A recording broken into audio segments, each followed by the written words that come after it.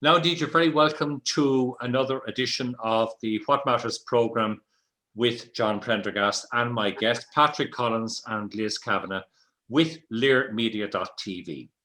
Now, I'll give all the contact details at the end of the programme, but I'll put it like this here by way of introduction. One of my favourite programmes on RTE is Liveline with Joe Duffy, and he covers many of the community aspects of tragedies and different failings of the state and everything else that's going on in people's lives. But today, it was remarkable because people were ringing in about hit and run accidents, leaving people on the side of the road in dreadful conditions who eventually were fatally injured because of their injuries. And the point that was being made in the programme is people need to understand that we're talking about human life here, and that we're talking about loss. We're talking about feelings, emotional. There was one woman on from County Cork who lost her brother through a hit and run 25 years ago. And she said the feelings are as raw and as tormenting today as they were 25 years ago. Nobody was found. Nobody was prosecuted. So somebody out there knows what they did and are living with that. And then we go to the whole area of human abuse, domestic abuse, what people have to go through, the frightening experiences that they have. So abuse comes in various forms and various levels. And I'm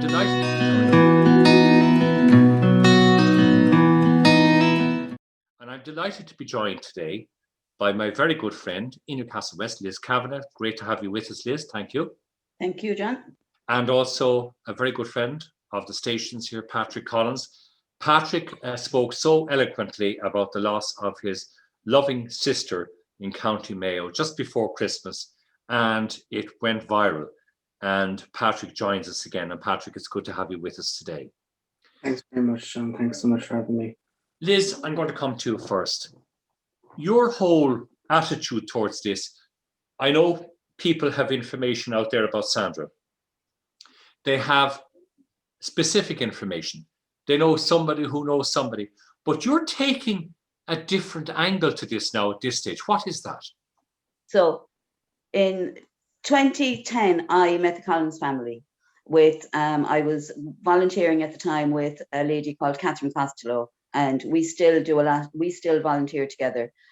We try our best to help families of missing people to get answers, and we'll say we do appeals for them and everything. So Catherine is very good at doing up the posters, and we have posters ready now to go on the paper, hopefully in March. Yes. Running an ad on the papers for looking for information. It has the helpline number on it. It has the GoFundMe page on it, and it's just looking for the community of Killala to come together and help solve the murder of Sandra Collins. Now, that's the definitive word, murder. Because yes. When talking to Patrick before, the authorities now believe she was murdered. Yes. For a long time, there was rumours and red herrings given out that Sandra had taken her life.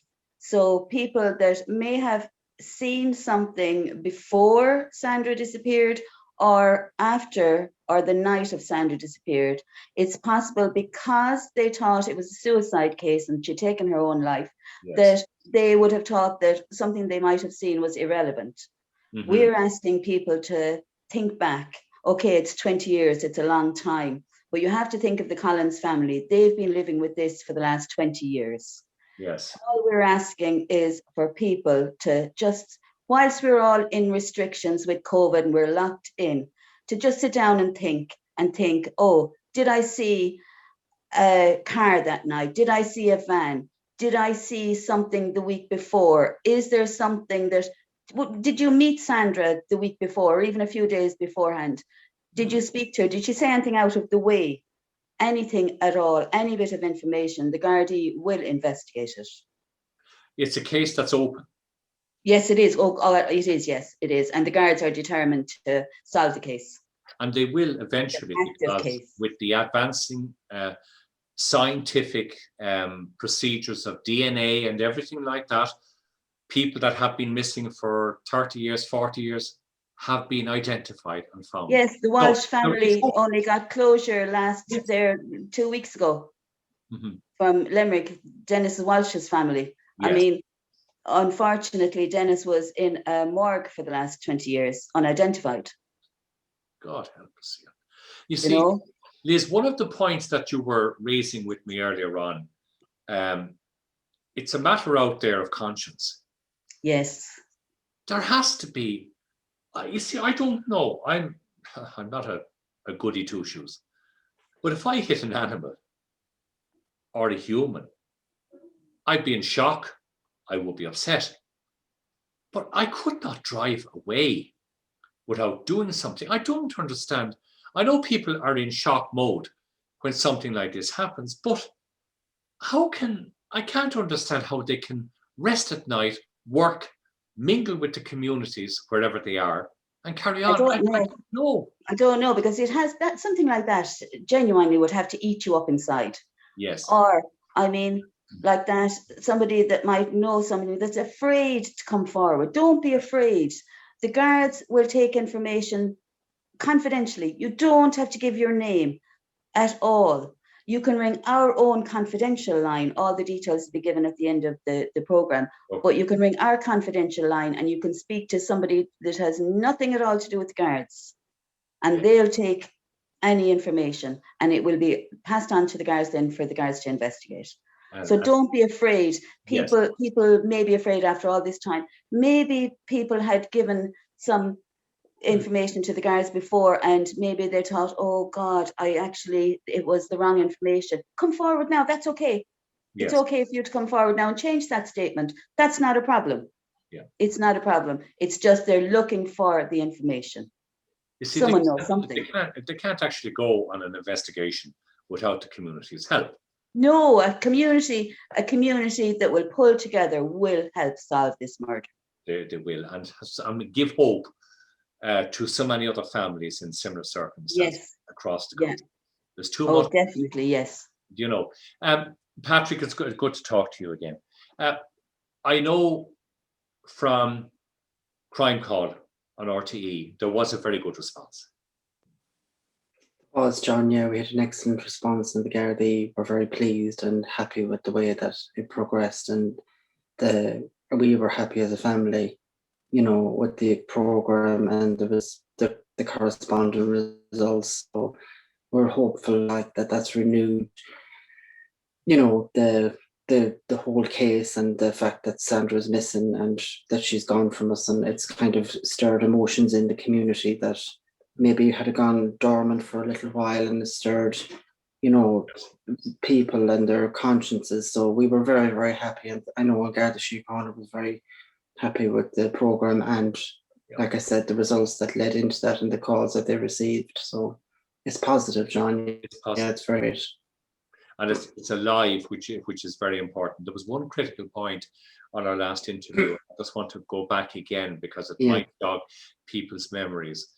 Which is she went to the chipper. Yeah. Talk to us again a little bit about that. What happened? So Sandra left her house at about 7:30 to get some shopping for my aunt and herself. Yeah. And she popped into the elderly man who lived next door at number 9 Court Street. Yeah. And he said he wanted a couple items of shopping. Yes. So she was seen in the shop buying the items of groceries, and Mrs. Brown, who served her, said she was the same Sandra, and there was another lady in the shop, and she chatted away to them, and you know, she was the same old Sandra that she had always been. They never noticed anything unusual about her. So she returned to the old man who lived next door with his shopping, but she didn't go in home. And she told him that she'd see him tomorrow or the next day or whatever the case may be. So then there was no sighting of Sandra until about 11:15. When she went into the local takeaway on Georgia Street in Killala and ordered a large bag of chips and then people, John. And the girl there that served her said that she seemed her usual self. She wasn't wet. She wasn't windswept. She hadn't been somebody that had been exposed to the elements, because it was the Yeah. 4th of December. It was a very wet, windy night. It wasn't the middle of summer. So wherever Sandra had been in the 3 hours, it really holds the key to this mystery. But what we do know, or what we're certain of anyway, and is that she was definitely in a house, in a car, in a van, somewhere, because otherwise she would have been wet. She would have been windy. Her hair would have been wet. You know, she wasn't anyway like that. She was completely dry, and she wasn't in any distress or any. There was no Just anxiousness. acting There was no. normally. Yeah. Yeah, it was exactly normal. So the girl served her the food and watched her walk out the door, and that was the last time Sandra was seen. God, yeah, it's just sort of, when you think back on it, she left the chipper and she was seen after that. Yeah, she walked into the dark of night, John, and that was it. It was like as if the ground opened up and swallowed her. But of course, we know that didn't happen. No. Yeah. No, we definitely know. Liz, you mentioned in your introduction there as well, there was an insinuation at the time of self-harm, suicide, but that's not the case. No, that's not the case. No. Sandra's Gillett jacket was found on the pier, and it was, divers went in. The Boyne fishermen actually were one lot of the divers that were down there diving for Sandra, and after a few years, then it was decided, no, it was murder. The jacket was only put there to give misleading evidence to the guards, and it just hindered and obstructed the course of their investigation. It stopped them looking for a murderer for so many years, thinking that. I was just going to ask about the duration of time, spanning years. Yes, yeah, and in that duration of time, the guards, I mean, they didn't need to be investigating them because it was presumed a suicide. Yes. They would have had a lot more time to be investigating if the right information, or if evidence hadn't been planted, which looks as if it was planted to give the impression that Sandra had taken her own life. I don't know. And she didn't give family the impression that she was suicidal or anything. But isn't that even, how would I say this now? Isn't that even doubling up on the grief that Sandra's missing, no sign of her, and somebody, I won't use the word that I'd call them, out on the pier left misleading evidence and stopped the whole investigation for years? What sort of, I don't know. I could use words to describe that person, but I would be very. That's why we're hoping that people will kind of just sit down and have a think that, you know, on that night that Sandra disappeared, did you see her? Did you see something different? Did you see something odd, out of place? Because it wasn't a suicide, it was a murder. So just have a think back and see if anything comes to mind. Yes. Do you know, did you see, were you passing a field and you saw earth uncovered, or, do you know, anything at all that looked out of the way, that you thought was strange at the time, but then passed it off? I don't know, Patrick, there's somebody out there that knows the solution to this, knows the perpetrator, knows what went on, and how they can actually, I don't know how they can actually function is certainly a miracle, because I don't know, normal, good living people with all the problems in the world could not function with a headache and a terrible crime on their conscience. They couldn't. I don't know how they're doing it. I don't know. I can't answer how they're living, John. Or I was listening to you just talk there about Sandra's jacket or her fleece coat. Yes. And I remember her wearing it. I have memories in my mind of her wearing it. And to think that somebody actually took it off her when she was dead, whether she was cold or not, I don't know. But to think that they went to the trouble to take it off her wherever she was before they probably buried her, or whatever the case may be. I find that disturbing, more so than the fact that they actually did the deed, even though that might sound strange.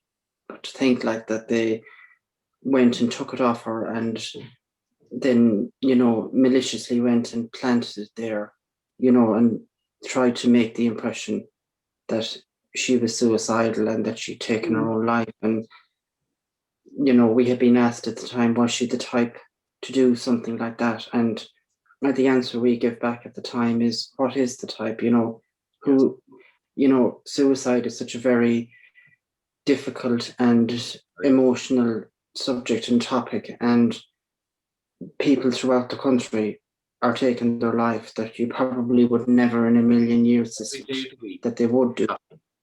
Every day of the week. But yeah, unfortunately, and it's such a, I think we're in the middle of a pandemic, but I think we're certainly in the middle of a pandemic as regards mental health and suicide for the last couple of years anyway. Even going back to even when Sandra went missing, there was always problems, you know. But I don't know, John, how they live at night, how do they sleep, how do they get up, how do they eat, because we're living one side of the coin, you know, as regards the pain and the destruction that has caused. My dad is 5 years dead this week. I was about to bring that up, Patrick, yes. Very hard day for you tomorrow. Yeah, it is, yeah. He was buried 5 years tomorrow, by day and by date. And I remember his coffin, myself and my brother lowered his coffin in on top of my mum's. And James, my brother, got killed in an accident. I'm sure people know the story, but in an accident 6 months before Sandra went missing.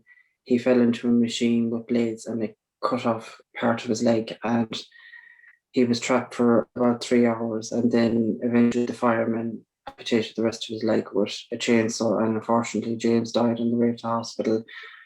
And it's hurtful, John, to think that somebody would have used that as a way to, you know, reiterate that Sandra had committed suicide in the community, that she couldn't cope with the fact that James had died and we'd had a lot of stress in the family and a loss, really a huge loss. And I find that very hurtful. Not alone have they disregarded her memory, but they've also tainted his and what he endured. And that was the main point, that they wanted people to think in the community that Sandra was suicidal, so they would disregard, as Liz said, any shred of information that they have, and they would have thought there's no point coming forward to the guards with that because that girl committed suicide, so it's a waste of time and it's no point, and maybe put it to one side. And like Liz said today, it's just appealing to them, or maybe you've heard a story of a story. Do you know what I mean? Because my parents both died not knowing, and when my father was sick, he asked my sister to put his coffin in on top of my mum's. He'd even planned it all out where he was going to go, so that there's one space left, John, in the grave for Sandra. Whatever length, whatever we get back, you know, whether it be her arm, her leg, her skull, whatever, because she's only bones now, obviously, after all this length of time. But we were delighted when we heard that Dennis Walsh had been found, and we sat at the kitchen table and we read it, and I just thought, my God, 25 years, and we watched his poor parents on the television, and we all said how lucky that they were, that thank God they were still alive to see the day that he was able to come home. Yeah, closure, exactly. And just, I just thought to myself, I hope I'm alive to see it. And when, I suppose the question is, John, missing that's been found, we're delighted, of course, naturally, we're thrilled for them. But the next question in the back of our minds is, when will it be our day? And that's human nature, I suppose. You're not being one bit selfish there. I think you're being courageous and gracious all in one breath. The point is that it will come to a conclusion, Patrick and Liz. It will. It will, that will be found one way or another. It's going to happen. Scientific, evidence, etc. It's mind-boggling, the procedures now and the advances that have been done, even in the last 10 years, never mind 20 or 30 years. So I know that Sandra will be found. Liz, I just wanted to go back to you on something there that Patrick touched on. And it is, and people tend to forget maybe in one way, that the physicality of abuse in every way is life-changing for the victims. It can be an assault at home. As Patrick said, it can be somebody interfering with her remains and leaving a misleading piece of evidence there that the authorities will go off in one direction avoiding the reality of what has happened. What's your feeling on that? Because women, per se, often are abused in their own home, and they have to go through that awful physical torture as well. Mm-hmm. And you're one person that's very vocal and very, very anxious to get that message across to people. Well, from a personal experience that I won't go into, but I kind of can feel for the way Sandra might have felt that night that she was murdered. Yes. The fear part of it, the helplessness. Sandra was only about the same size as myself. I'm only small. She wasn't much taller than me. And if you're in a situation that you can't fight back, and she would have been too small, so she wouldn't have been able to fight back. Yes. At all. Do you know, so the fear and the trauma of that, yeah, I can see that side of things from a personal point of view. It's a desperate fear, horror, in fact, actually. And if we relate that, on her own that night with whoever murdered her, she was on her own. So, I mean, God help her how she felt. Yes, it's unbelievable. It's actually even hard to contemplate. It is, yeah, because whoever murdered her, it has to have been a violent death, otherwise she wouldn't be dead, basically. You know, that's it. You know, so it has to have been violent. But when she's found, a post-mortem will show the results of that. It will. She will be found. She will, yeah. And the DNA will be taken. Yeah. And scientific procedures will start to kick in. And by golly, well, I won't say anything after that, but at least we're just hoping that someone will have the heart now after all this time, the tiniest bit of information we do, just to come forward. It's so important now. I mean, this is a daily agony. It is, yeah. You know, it's wrong. Hans has lived in this for 20 years. There's other families out there in the same position over the last years as well that are waiting with no answers. And I mean, Gardaí do their best, but they can only go by the information they're given. If they're given a lead, they'll investigate. If they're sent down on the garden path to investigate, they have to investigate, but sure, it's taken them off the real investigation. Do you know? Red herrings thrown in here and there just to put them off. Do you know? I mean, the guards in Ballina are determined to solve this case. Oh, they will. Oh, they will, yeah. It's an active case to them and they are determined. Yeah, and they have the necessary experience and backup to do that. Yes, they do. More so than maybe 20 years ago.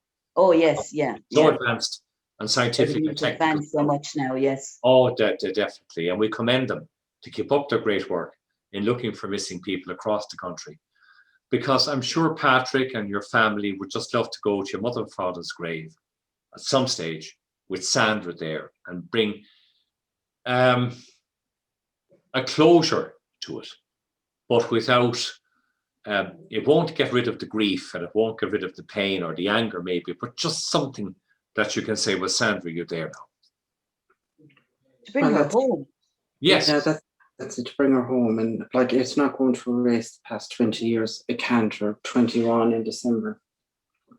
But I think what it would do is it would just end this agony of the not knowing or where is she chapter, and it would open another that we were allowed to grieve. And because it's a very unique position that people are in when somebody you love goes missing. Yes. You're not allowed to grieve. You're stuck in the past and you can't plan for the future. And suddenly the present is gone from you. And the next thing you realize, you're 20 years down the road and your hopes and your dreams and some of your things may be shattered, or you find yourself wondering at night, where would we be as a family now if this hadn't have happened and Sandra didn't go out on the 4th of December and meet whoever? Where would she be now? Would she be married? Would she have kids?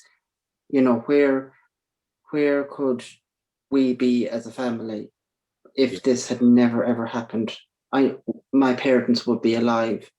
You know, would I be wherever? Do you know what I mean? I wouldn't be sitting here.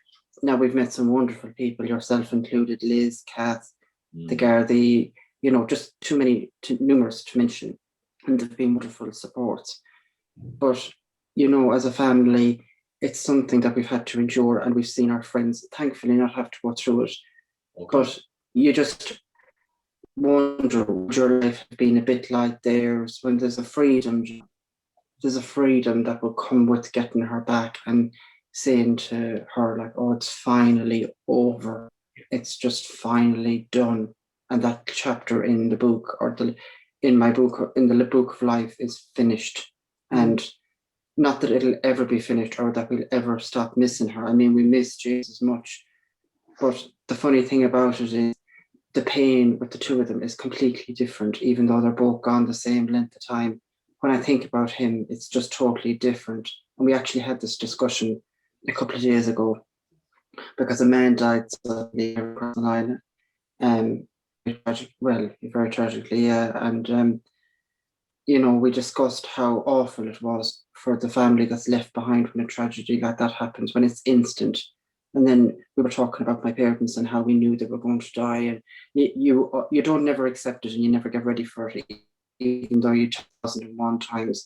But the thing about it is, you get that chance to tell them the things that you want to say, and perhaps maybe didn't realize. But when James died, and when people go suddenly, while he suffered a little bit but then he didn't suffer a little bit, he suffered quite a lot, I would imagine.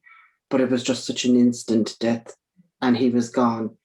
And for the person that's gone, it's not drawn out. I mean, he didn't have to worry about chemo or radiotherapy or any of them horrible things. He was just gone. But for us that was left behind, we wrap our heads around the fact that he was dead and he was gone.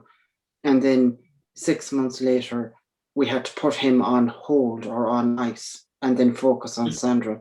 And like, I don't think we ever got the chance to grieve for him, because it's not a process that you can just park there and come back to in 5 years, a year. Yes. Do you know what I mean? Yes, and suddenly you look back 20 years later and you think to yourself, I miss you, James, and I love you to bits. And I have such great memories of a big brother growing up playing football, no more than Sandra as a big sister.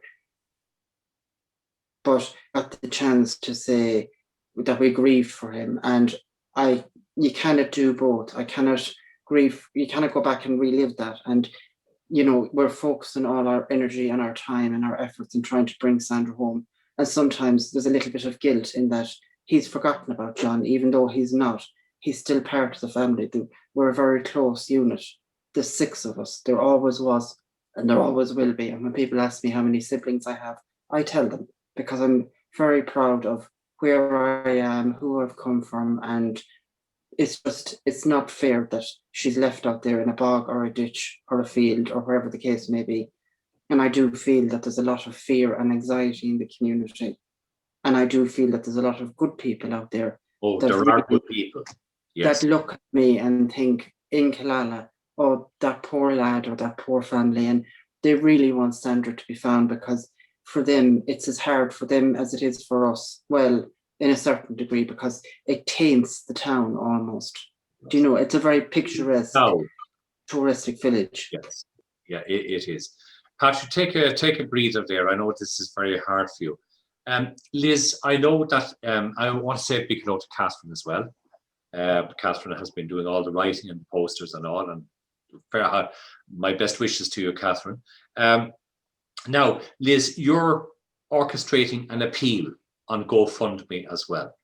So yes, there's a GoFundMe. We started a GoFundMe page.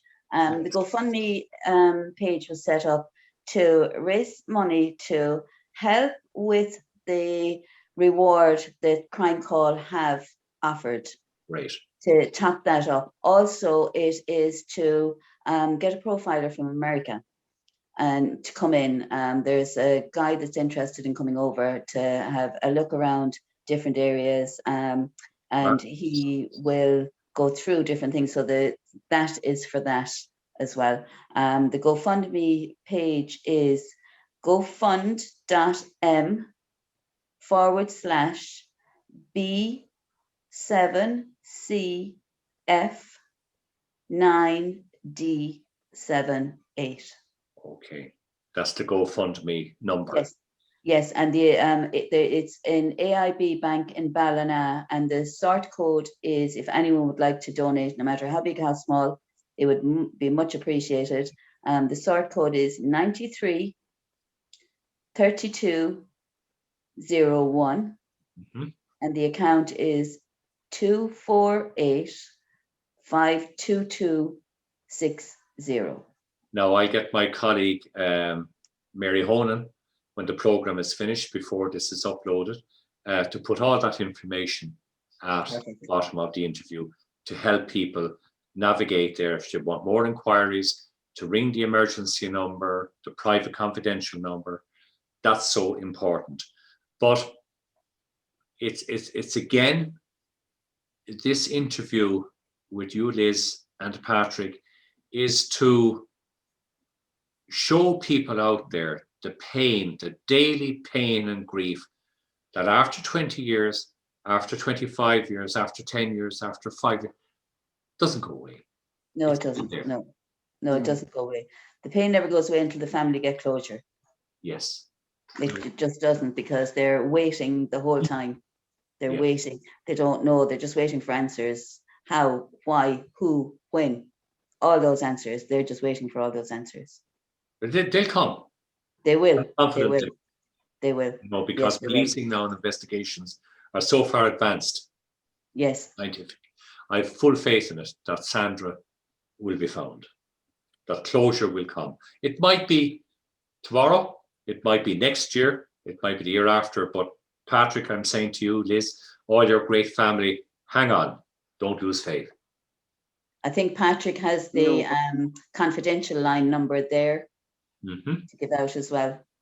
Okay. And we'll put that up on screen too for you. The Gardaí in Ballina, it's 096-205-60, and the confidential line is 087. Just 1 second, sorry, John. Now you're fine, Patrick. 087-754-6753. So I just want to come back to what Liz was, was the who, the how, the why. I think the most important of all, though, is the where. And for me and my family, and I think we've reiterated this on several occasions. I know I spoke about this the last time you interviewed me, John.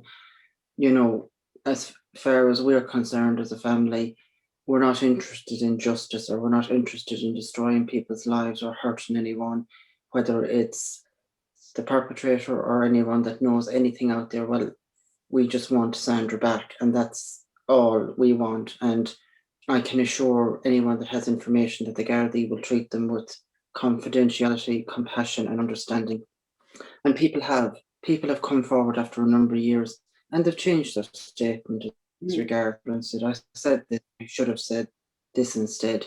And they've never got into trouble, or there's prosecution, or there's never been any issue with that. And for us as a family, I want to thank them most sincerely. And indeed, the people that rang in the last couple of weeks as regards Crime Call and their 20th anniversary, I really want to thank them for coming forward as well. Because, even with the passage of time, they still came forward. And I'm so thankful to them, as well as everybody else has come forward down through the years. But for those that came forward in recent weeks, I thank you. And if there's somebody tonight watching this interview or today, and their friend, their neighbour, whoever has confided in you that you know something, please go to them. Please encourage them to come forward anonymously. We don't want anyone to get into trouble. Write it in a note, leave it in a church, write us a letter. This is very, very solvable. And for the community, it's a very solvable case.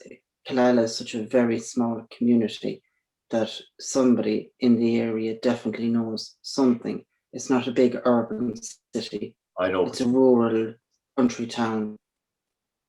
And there are very good indications that Sandra is buried within a 10-mile radius of Killala, Ballycastle, Lacken, that general area. Really? So, I mean, it's not a huge area. Right.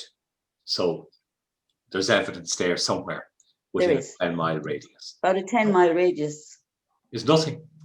It's somewhere in the locality, because she wasn't taken out of the locality. Do you know what I mean, John? Yes, I understand. It's not like she's above in the Wicklow Mountains or wherever.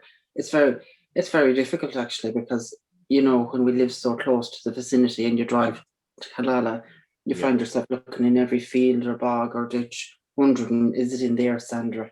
Do you know what I mean? And Of course, that's the human reaction. yeah, and you find yourself fantasizing almost about that day. You can picture it in your mind. Yes. Of when you're picking the digger, you know, digging her up, and the joy we'll feel. It'll be like better than winning the lottery. I don't think winning the lottery could even come close. Not I give myself and the rest of the family, we give everything we own, even if we did win the lottery, just to find her and end this for us, and just put it to end and put it to bed once and for all. As you know, difficult as that sounds. Well, I just personally, I know, Patrick, I admire your honesty and your bravery and your transparency in this very hard time. And I can see that it's upsetting you, and I'm very grateful to you. But Thank you. what I wanted to say to you, you won't go far wrong with Liz and Catherine and great people there behind you. They're going to push this, and the solution will come, Patrick. And tomorrow is a difficult day for you because it's bringing up another bereavement in your family 5 years ago.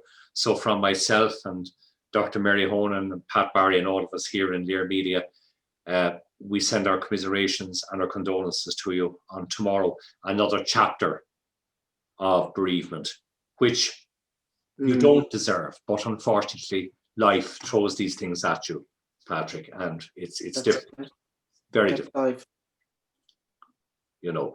But Liz, it's very hard. You can see the emotion with Patrick there, and I'm sure all the rest of the family. It's still a burning issue, and somebody out there has got to put a stop to this, has got to solve it. Somebody has the information to solve this. Somebody has the information that can give this family closure after 20 years. Yes. You have to think, we're in COVID restrictions now. People haven't seen their family in 6 months and they feel terrible. They haven't seen their family in 12 months. They can't travel 5 kilometers outside their zone. How do these people think the Collins family feel? They haven't seen Sandra in 20 years, and somebody can help with this. Yeah. Well put, Liz. Thank you indeed for taking the time to talk to us today.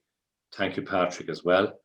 Thank you, Liz, of course, to all of your colleagues as well and volunteers that are going to get involved in this. And we, as I said before, Mary Honan will put up all the contact details for the GoFundMe. And please, out there, as Patrick has so eloquently said, they would give the lotto this minute just to bring a closure to this daily grief and pain. And remember, folks, Mr. and Mrs. Collins are no longer with them. So their daughter was gone. Now they're gone. So, please, out there, we're sending a humane appeal. As emotional and as traumatic as it is, please pick up the phone, ring the Gardaí, ring the confidential line, contact Patrick or Liz, do something, and let's please end this. Like the Welches in Limerick City, they got closure. They could go to a burial site now and pray for their deceased. Let's do this for the Collinses, please. Patrick's sister Mary is getting married, and most brides, if they have had a death in the family, most brides on their wedding day like to take their bouquet to the graveyard. It would be really nice for Mary to be able to take the bouquet to the family grave and not have Sandra still missing. It would be really nice to actually go to the family grave and put her bouquet of flowers down. Wonderful. Liz, you're great. Thank you so much indeed. Thank you, John. This will be going viral at home and abroad.